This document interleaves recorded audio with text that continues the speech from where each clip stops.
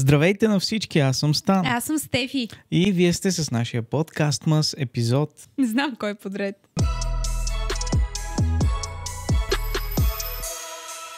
За какво ще си говорим в днешния епизод, след като миналия път вие дадахме идеи за филми, коледни сериали, мисля, че не толкова, не, сериали, но не сме споменавали, но филми. И загатнахме, че ще си говорим за другата страна на Коледа. Точно това. Малко по-различен поглед, но аз искам преди това да ви напомня, че в последния епизод на нашия подкаст ще има въпроси от вас. Така че задавайте ги долу в коментарите. Днес наистина ще си говорим за другата страна на Коледа. Въпреки, че, както виждате, съм си сложила коледната шапка, имам си настроение и съм готова с изненадите за Коледа за близките ми. Въпреки това има една друга страна, която също е част от Коледа и не трябва да забравяме, че както има розовия балон и всичко ти е песен, коледно настроение, забавление, но също така има и други неща, които може би не много често говорим за тях.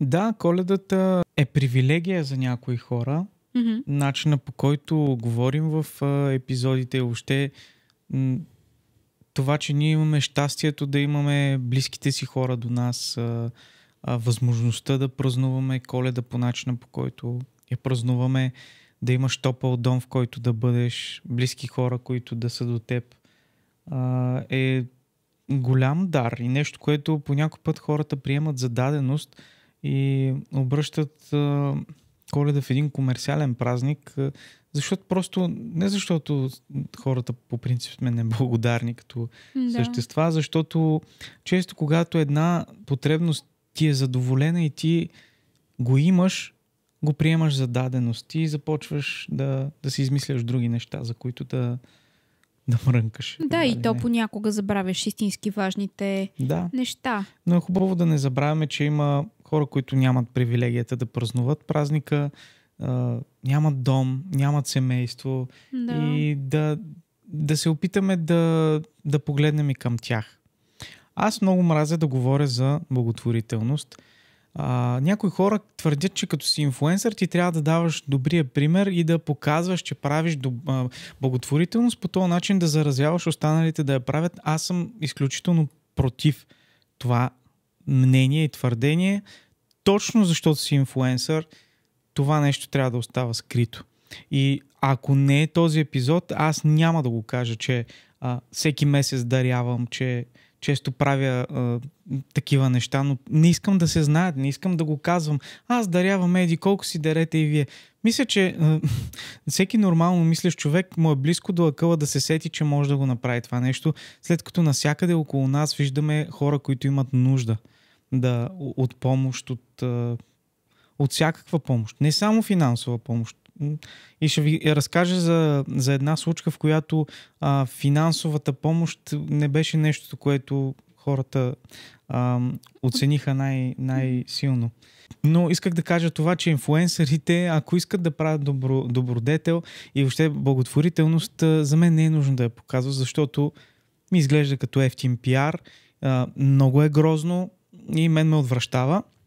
Някой когато каже, ето аз направих това, дарявам еди кое си, дарявайте и вие, направете нещо добро. Изключително грозно и безвкусно.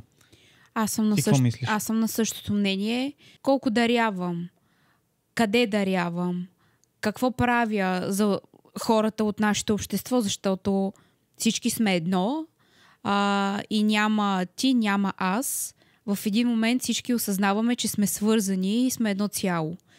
И това инфлуенсъри да апелират, защото те правят нещо и другите да го правят, мисля по същия начин като теб. Изключително ефтина манджа. Същевременно с това, като инфлуенсъри, много често сега, точно около Коледа, знаеш колко много благотворителни кампании се провеждат. Да. Има благотворителни коледни базари в училищата, които също се случват. Едно е да го казваш. Да споделиш за кампанията, да споделиш за инициативата, но да споделиш как ти си дарил или колко си дарил, ми е толкова чак кринжвам. Аз кринжвам на такива неща. Аз не кринжвам на мен си, когато си слагам перуката, защото за мен има доста по-излагащи и доста по-долни постъпки на хората, които са за кринж, отколкото нещо такова, но нали, това са само моите виждания. И си мисля, че те неща обичат тишината просто. Когато са истински, не ги правиш за това някой да ти каже нещо. Кой каквото иска да прави в крайна сметка с средствата, с парите си, с времето си. Аз не обичам да ангажирам хората с това какво правя и защо го правя. Когато искам да го правя, просто го правя и end of story. Точка. Сега ще ви разкажа за една история, която с една моя съученичка, още в гимназията, тя беше изключително голяма фенка на този македонския изпълнител, Бог да го прости, Тоша Проевски. Имаха форум, в който правиха инициатива, благотворителна инициатива, с която се заемаха и събираха играчки, дрехи, всякакви неща за деца в неравностойно положение в детски дом. Да. И имаше, нали, всяка година го правеше тя и аз участвах в една от последните години, като бяхме ученици. Отидахме в един пловдивски дом, бяха се събрали други там почитатели на този изпълнител и занесахме на децата чували с дрехи, с играчки, но те не се радваха на чувалите, те се радваха на нас да ни видят там. Тук не съм бил инфлуенсър и някакъв там, дето нали, да го знаят децата и му се радва, да не кажете това. Бяхме обикновени ученици, 12 клас мисля, че сме били. И отидахме и децата се радваха на нас, на вниманието ни, на присъствието ни. Мен тогава ми стана много тъжно, защото ние не го оценяваме това като хора, вниманието, което тези деца оценяваха. Това, че ти си там и му деляш от времето си, питаш ги нещо. Всяко едно искаше да дойде при теб да си разкаже за неговата играчка, за неговата стая. Ето тук ми е легалцето, ела да видиш аз какво имам. И всички тези деца се радваха повече на това. Да, радваха се и на играчките, и на дрехите, но там възпитателите, не знам как се наричат хората, които отговарят за тях, казаха, те се радват повече на вас, на вниманието, което... Това е много мило, което сте направили с твоята съученичка. Ами да, това е нещо, което според мен и много хора правят, но то е хубаво да си остава за човека, който го прави. Да. И е хубаво да се прави, хубаво е да давате. Независимо какво, как, по какъв начин, вниманието също е нещо, което се цени от хората, които имат нужда от него.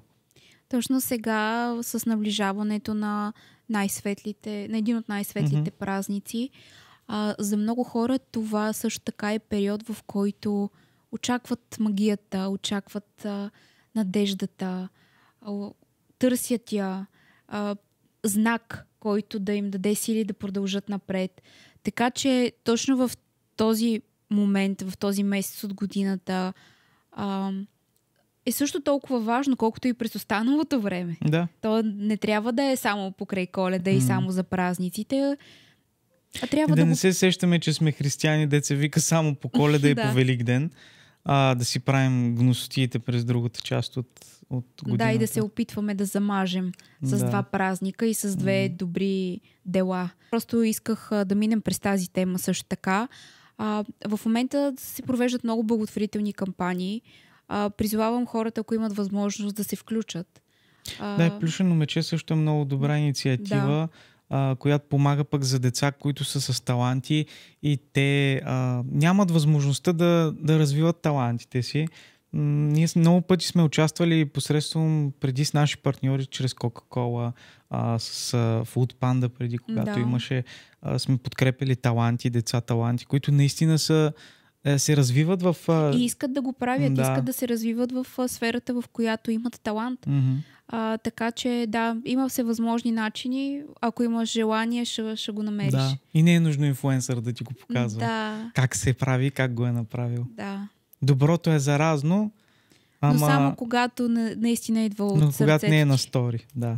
Да, когато не е на стори най-вече. Да. Има и други неща в темата другото лице на Коледа, другата страна на Коледа, което аз искам да коментирам, и започвам с преяждането. Според мен няма как да не се е случвало на всички, поне веднъж. Коледа отрупаната трапеза, маса с всякакви неща, питки, сърми, на следващия ден пържоли, всякакви шоколади, яйца.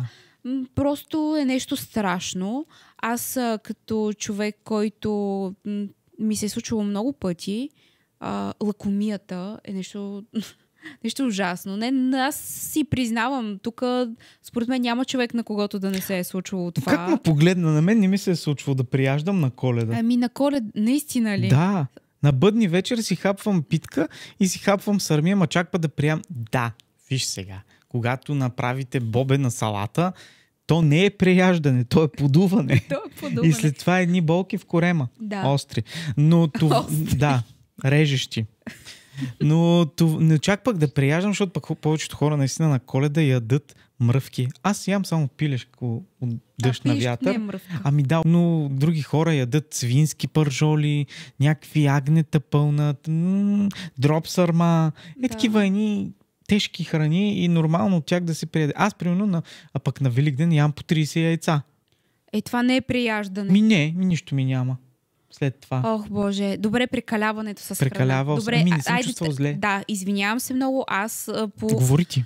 Да, не, аз ще говоря, но много се извинявам, защото може би дадох грешното определение. Не е прияждане, а прекаляването с храна. Добре. Прекалява се наистина с храна. Това също така е свързано с свръхпотреблението, свръхкупуването на някакви неща, които се оказват абсолютно излишни. Много шоколади се носят, така да кажа.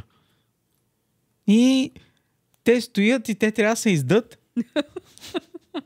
Има нещо не такова. Не е хубаво. Много шоколади. Много... Да, аз принципно на Нова година, на Коледа, какво толкова? Коледа си на бъдни вечер направя една питка, тя свърши. Винаги, даже се оставя по едно парченце за къщата уж.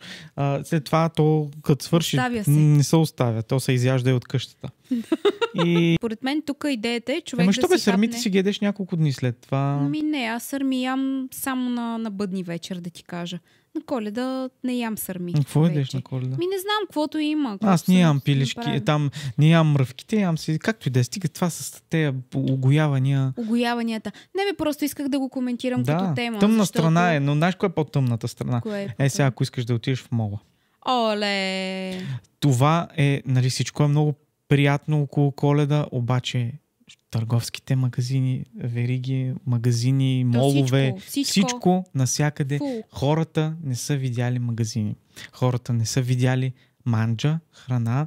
Дори в кварталните магазини се наредят на опашка за тези пусти пържоли. Сакън, все едно храна не са виждали. Сакън, ако не седнат на тази маса, не се огоят цял ден, да им станат червени бузите, да се натъпчат като прасета и на следващия ден да си заглаждат така с благоговение шкембаците отпред. Не, това мен ме отблъсква, това неистово желание за пируване. Да, за пиршество. Да, така е. И наистина в момента то е лудница и за Нова година. Ти остави Коледа, че всички сме се разтърсили за подаръци и когато и да отидеш в който и да е магазин, има много хора и все някой нещо купува, все на някой нещо му трябва. Ами за Нова година там какво става? Луди опашки за храна, все едно отиваш 3 дни на вила и по цял ден ще ядеш, братче. Ние сега това не мога да разбера. Започва оговорката какво ще се яде на Нова година. 2-3 седмици преди това почва да се прави списък какво ще се взима, ама такова да е едното един ден сутринта едно, другия ден друго, все едно като си вкъщи и ядеш всеки ден сутрин, обед и вечер на блок маса. Значи аз се уредих тази година с нашите приятели, отиваме на една вила, си запазихме още юли месец. Да, между другото това не е за първи път толкова рано. За първи път 6 месеца преди Нова година да се запази нещо, да сме сигурни, че ще отидем някъде, защото обикновено хората така си планират между другото и затова толкова бързо най-хубавите места вече са заети, изчерпват се и няма. Взехме вила за колко? За 8 души? Да. Да. Но аз казах на всички от нашата компания, че Нова година е всъщност времето, в което аз наистина истински мога да си почина. И няма да стоя в кухнята по цял ден да готвя. Закуска, обед, вечеря. Правим си някакви неща. Аз мога да ям едно и също нещо в продължение на много дни. Така че не искам да се занимавам толкова така да го мисля и да се ангажирам. Какво ще направя за гарнитура, какво ще направя за основно. На мен това не ми е толкова важно, колкото това да сме заедно, да си прикараме приятно, което мисля, че е смисъла на Коледа. Да, то е ясно, че ще си на маса, то е ясно, че ще има нещо направено, ама айде да не прекаляваме. Нали, ние не сме отишли само за да ядем. Храната и до някаква степен може да бъде и удоволствие, би трябвало да бъде удоволствие. Аз в рамките на месец и половина се храних само с препечена филия, без масло, с чубрица отгоре. Да. И не умрях от това. И ми беше страхотно, чувствах се много зареден, без меса, без абсолютно никакви други неща, освен сух хляб. Така че това с храната може да се намали малко, като дажба.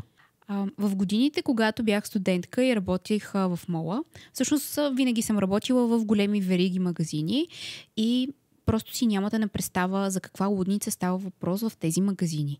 По празниците. Да, точно по празниците. Коледа, Нова година. Никога не съм си представяла, че на бъдни вечер ще има до 8 часа хора в мола. Някакси аз винаги съм си представяла, че бъдни вечер се събира семейството, готвят се, нали, приготвя се трапезата. Последен шанс за подаръци обаче. Меси се питката. Да, така е. Последен шанс за подаръци, обаче ти на 24 ли се сещаш за подаръци? Да, имало е случай. Стига де. Не се сещаш, но тогава ти е останало време. Много хора са така. Добре, но също така аз съм била на работа и на 25 декември, Коледа. Мола отваря сутринта в 10 и още 10 часа има хора. Така че това също е една страна на Коледа, която ние не виждаме. Има хора, които работят. Да, те работят. Първото, което и другото. Има хора, които не се събират така семейно с близките. Да. Може би нямат. Или предпочитат да дойдат в мола. Или да си търсят някакъв вид забавление, шопинг, нещо различно. Ами да, но това също го има. Аз за това го казвам. Да. Нещо, което пък ми се беше случило веднъж. Бях на работа на 1 януари. Да. И 1 януари. Имаше хора в 12 часа, защото мола мисля, че не отваряше в 10, отваряше в 12 и имаше хора, които се бяха наредили на опашка, чакайки мола да отвори. Те са нямали търпение да дойде новата година. Ако ти кажа, че аз съм бил от тези хора. Наистина. На 1 януари имаше случай, в който нещо трябваше да влезна да си купя и аз бях на опашката и чаках да отворят вратите на мола. Всички, които работихме... най-големите кукумицини сме така. Аз съм пълен кукумицин. Какво е това? Кукумицин от качен човек. Ненормален. Да. Аз бях от тези първите, дето стояха и чакаха нервно да отворят мола. И те даже така бяха на вратите. Така. Не, аз ти казвам, защото съм ги видяла лично. Да. Така бяха на вратите и питаха охраната, айде бе, няма ли да го отваряте този мол вече? Ужас. И да. За такива кукумицини като нас, хората... Не знам. Това е малумно, защото трябва да имаш някаква милост към хората, които също имат семейства, празнуват и те са на работа на следващия ден. Да, в крайна сметка ти сам си го избрал това. Да. Защо да им се сърда на хората, че сам не просто на мен ми е странно това поведение, че стоят и чакат на опашка. Аз нямам нищо против. Нека да дойдат да ни направят оборот. В крайна сметка те магазините за това работят. Да, така е. И аз съм отишла там, за да работя. Да. Ама ми е странно как бяха толкова изнервени, че мога да отварят чак в 12, че не могат да влезнат да се разходят по-рано, че не могат да разгледат вътре в магазините. Нали, просто ми е странно този начин на мислене. А не, че са дошли в мола. Това е най-нормалното нещо. Аз също хода в мола постоянно. Ходиш ти, скъсава се да ходиш в мола. Ходя си често в мола. Не съм се скъсала, но ходя. И в това няма нищо лошо. Просто, не знам, тогава ми се стори много странно и си казах, Боже, всякакви хора има. И може би трябва да съм малко по-толерантна, защото ти никога не знаеш кой стои срещу теб, какъв живот живее, каква му е съдбата. И в крайна сметка, Коледа не е ли времето, в което да бъде малко по-добри, малко по-съпричастни към останалите? Да, така е. И като се замислиш, през цялата година, но... Има хора, примерно докторите, лекарите, които работят по празниците на Нова година. Да. Представи си колко тежка пък е тяхната работа, защото, нали, Да, но пък това е тяхно призвание. Да. Така че трябва да бъдем, цялата идея да бъдем малко по-благодарни и осъзнати на тези празници за неща, които имаме и да се насладим и да се радваме на тях.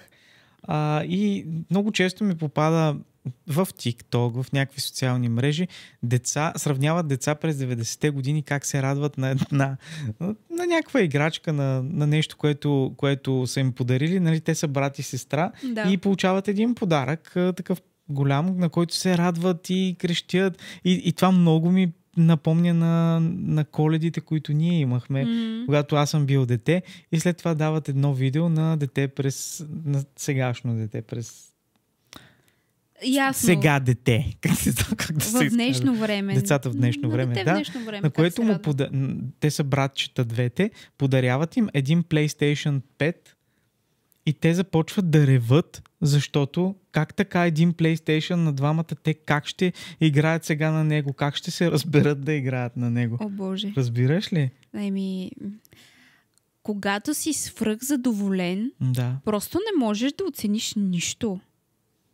И с това свръх предлагане и избор, който е навсякъде, някакси консуматорството се засилва, неудовлетвореността у хората расте и за да си доставиш това ниво на щастие ти е нужно сякаш повече и повече. А то се оказва ненужно. Повече като количество, ама като качество липсва. Да. И затова вечно искаш следващото и никога не си доволен, и по-голям подарък, по-красив, повече панделки, за по-голяма сума пари. Да, това се случва накрая. И не знам всъщност дали това е така навсякъде. Просто това е нещо, което аз забелязвам и не ми харесва като някаква тенденция, която се заформя. Такава, за съжаление, да. Да, и това да бъдеш благодарен за живота, който имаш, за това, че си здрав, за това, че близките си са около тебе. Има хора, които са супер самотни, има хора, които нямат с кого да празнуват или живеят в чужбина и са сами там. И трябва да се оправят по някакъв начин. И в крайна сметка семейството ти е най-голямото богатство. Поне за мен е така. Едно от нещата, които така като малка забелязвах у едната ми баба, е, че това да бъдеш самотен, да си далеч от близките си е просто най-гадното нещо на света. Най-голямото наказание. Най-голямото наказание. Да. Нещото, от което всъщност трябва да се страхуваш. Да се чувстваш сам.